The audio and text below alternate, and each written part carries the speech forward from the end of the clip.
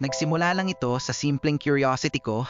Isang tap, isang tingin, isang subok. Sa una, parang wala lang sa akin. Parang laro lang, isa pa, hanggang sa masundan pa. Tapos, nanalo ako. At yung pakiramdam na yon, ayaw kong pakawalan. Pero, hindi palaging panalo. At ang talo, hindi ko tinigil, kundi lalo ko pang sinundan.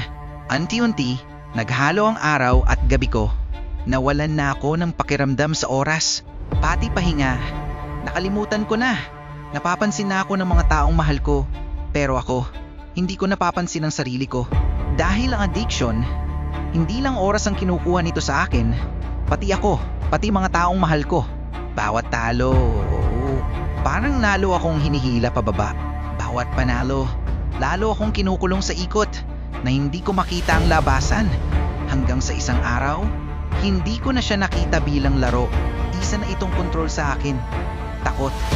Isang bagay na hindi ko matakasan kahit gusto ko. Sa katahimikan, doon ko nakita ang sarili ko. Hindi madali ang magbago.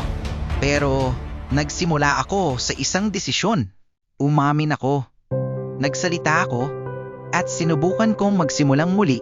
Unti-unti, binawi ko ang buhay ko.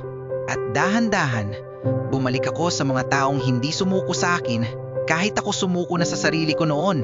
Ang mga sandaling binaliwala ko dati, ngayon, sila na ang pinakamahalaga sa akin. Alam ko na kaya nitong kunin ang halos lahat sa akin.